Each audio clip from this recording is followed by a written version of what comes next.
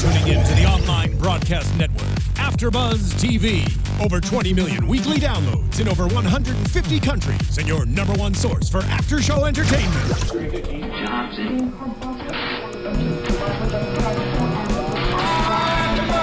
AFTERBUZZ TV, the destination for TV superfans, producing after-shows for over 300 of your favorite TV shows, interviewing celebrities and showrunners, and bringing you behind-the-scenes exclusives. All thanks to E! Entertainment's Maria Menounos, producer Kevin Undergaro, and internet leader Akamai. Now, let the buzz begin!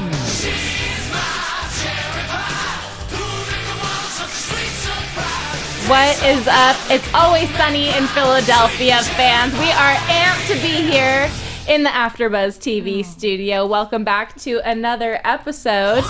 So, woo! That is right. So, whoa. It's getting crazy in here. I mean, it was a crazy episode, so it makes sense. This episode is The Gang Spies Like US, and there's a lot of spying going on. By the way, if you guys aren't already following us online, be sure to check us out on YouTube and iTunes. We love checking up with you guys and seeing what you have to say as well. So be sure to check us out on Twitter as well. By the way, I'm your host, Danica Kennedy, and you can find me on Twitter at Danica Kennedy. And my co-hosts tonight are... I'm Marilou Mandl. You can find me on Twitter and Instagram at Marilou Mandl. And I'm Joe Doyle, also on Twitter, and one of our fans asked me to be their Valentine on really? Twitter. Jojo Doyle? Yep, it's true. What did you say? He called dibs on you first? I didn't know that. I mean, I guess. I thought we were going to go to cherry pie karaoke. You know, that elbow touching the first or second episode really helped. Well, I haven't responded to her yet, so. The negging. Yeah, so we'll see. We'll see what happens. I was talking about doing karaoke earlier today. I know, he has been talking about karaoke a lot. Yeah, that's crazy. The Gang Spies Like US. Great, yeah. Subject change. Subject change. We'll get back to that a little bit later. So one of the viewers, one of the fans wants you to be their Valentine. That's awesome. Yeah. I'm pretty stoked. That's great. Yeah. So are you going to do something? We'll find out. You'll have to follow me on Twitter to find out. Did they hashtag dick nips afterwards? If they did, they are in for a treat because it's kind of chilly in here. If they did, then it's a yes. Is that what you're saying? Well, I mean, yeah, at least she knows what she wants. Yes. You know, go out and get it. Makes sense. Yeah, so we'll see. But I love it. How great was the episode? I loved this one. It was crazy. But let's talk about that fish factory. How gross was that? Oh my. What is it, the cut and gut? Yeah, the chop fish pull gut factory. And Dee said something. She was like, oh, you know, Chinese, work first, breathing second, because it smelled so bad in there. It's just, you know, offensive, racist. Super racist. Yeah. I don't know, but have you guys ever been in like an Asian market though? Oh yeah, it reeks. It smells. Yeah. But I mean, like, I grew up with those kind of things, so I was like, all right, whatever. But if I ever bring a friend that's never been to one of those, they're like, what is this? How are we here? It's so disgusting. I was like, you wait till you get that good fish, though. This was the offensive Asian episode. They had the Chinese fish factory and then the Asian cream pie stuff going on. It just got pretty crazy. I kept on looking over going, it's so good to be fetishized. Right? What did you guys think of tonight's episode? I loved that they just straight ditched Dee, and they're like, go work undercover. The worst person to go undercover with all of her crazy accents and how she thinks she's the best actress ever. They sent her into the fish factory, but not to actually do anything, just to ditch her because Dee is horrible. Yeah. And they're horrible to her. And she thinks she's working undercover, but she's just, you know, the outcast of the group completely. And she's trying so hard. She's like, you guys, I did so good. She wants so much to please and be part of the crew.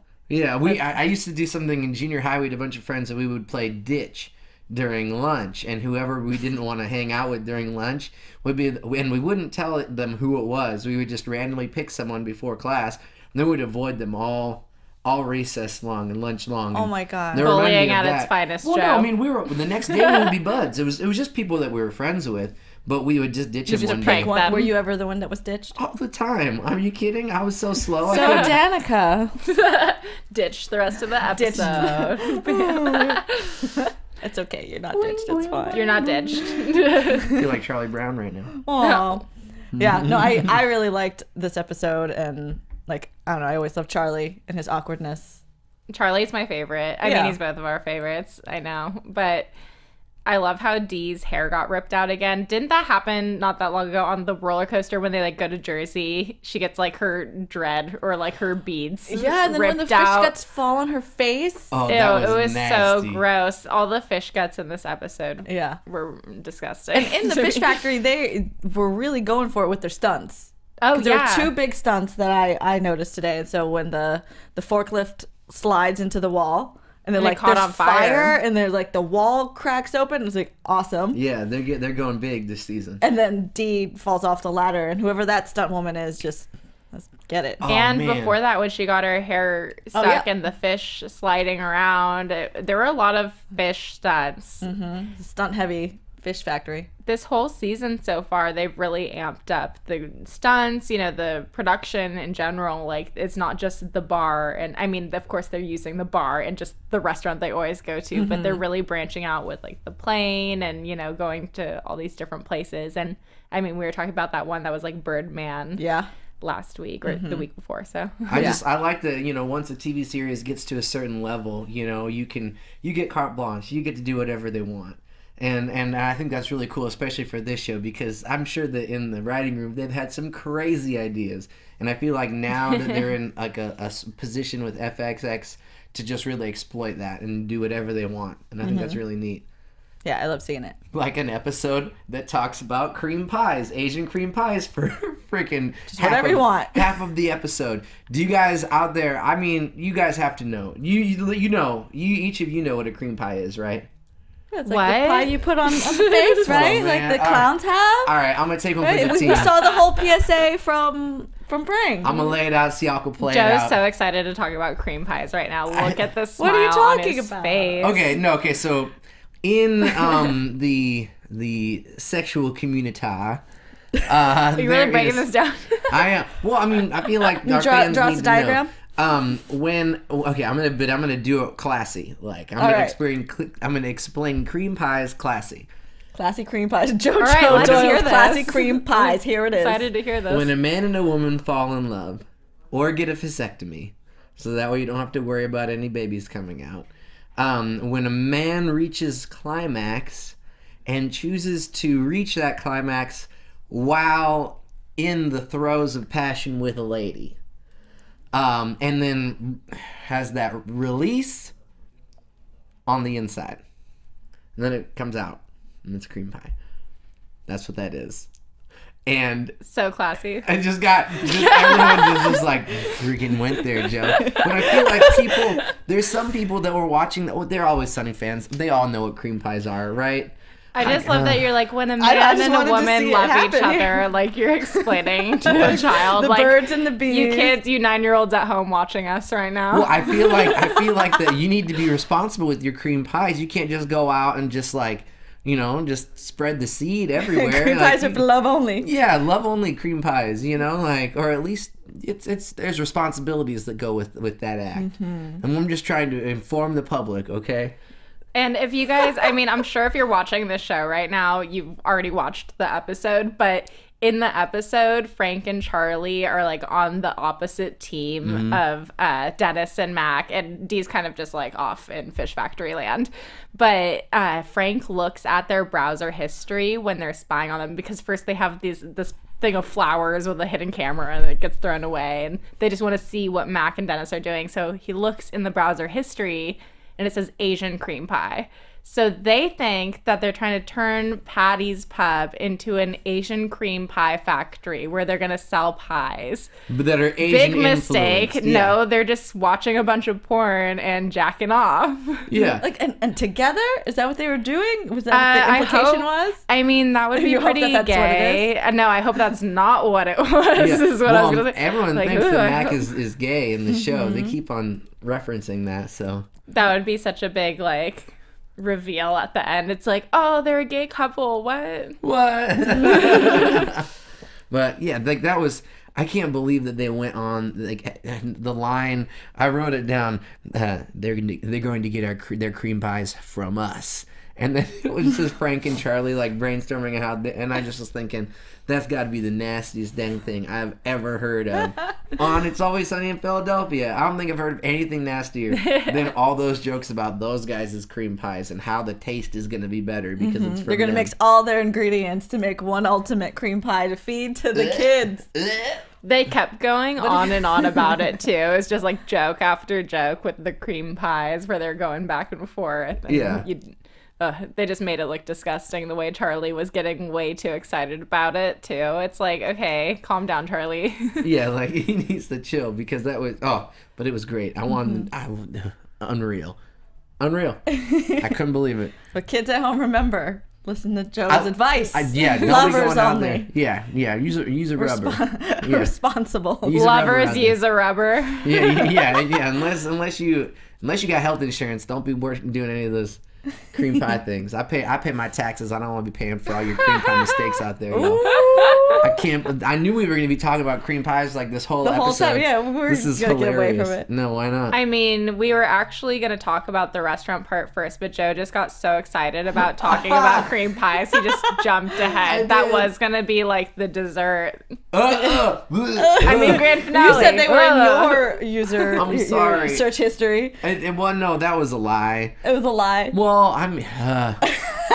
It's like, man, my mom now you watches know how this much show. porn I watch. Damn it. Man, I mean, like, in my curious years, I may have searched it once or twice. It's interesting. Yeah. For a youth that doesn't get a lot of ladies. Thank you, Matt. All right, bring us back on track. That's my. He's like, all right, back to the bros conversation. gotta look out for each other, man. Matt's sitting there going, "Yo, this guy's getting just hammered right now. I gotta clear my throat." Thank you, my man. Appreciate it. Shout out to Matt. Oh my gosh! But in the restaurant, they have that guy, the waiter that they just destroyed before, and they don't even remember him. Nope. But I think that maybe Oh my they gosh. just play that card. I love how they keep using that same restaurant set over and over. It's like the only restaurant in town that they go to. And it's the Giordino's. same waiter, and they're horrible to him. Like, this guy's life has been ruined. He has He had still has a job. He's fine. spaghetti. Surprisingly, though, he could have lost his job because of them. But, Yeah. of course, they're going to keep him in there. But, tying shoelaces together, plates of spaghetti to the face, and they're ordering that, like, scalding hot with, extra sauce. And he's like, oh, you guys do remember me? And they're like, what?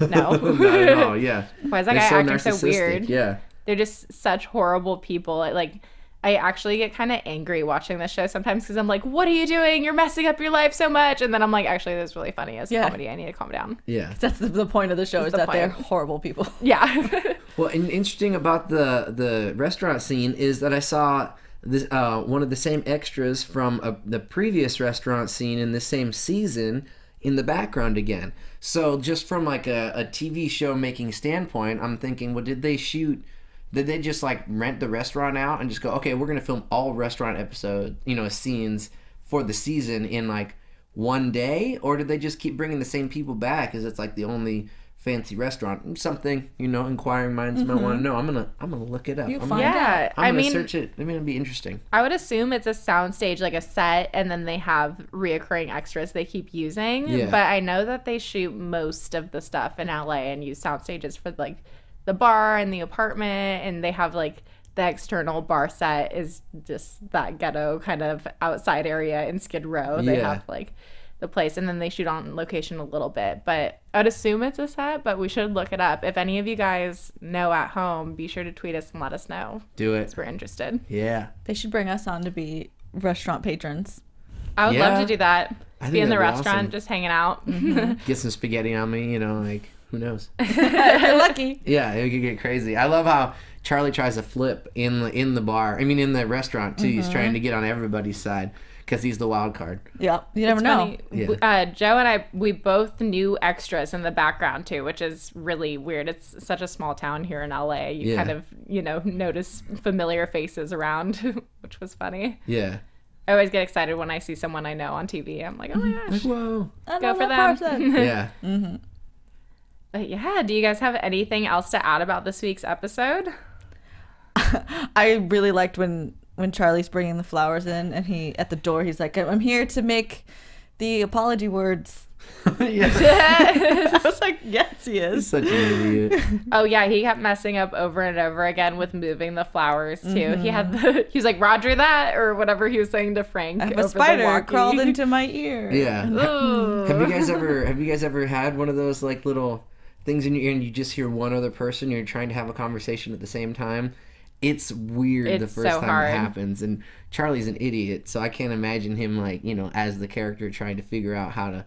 He can only process like one thing at a time. Yeah, Charlie's illiterate, so he's like, I don't know how to do this. Yeah, and it was good because he was so on point last episode on having the what is it? Health inspector. Health inspector coming in, yeah. And so I thought that it was a nice way that he's still an idiot. He didn't get on. He's not taking like the limitless drug. He's still an idiot. That's nice to go back to that.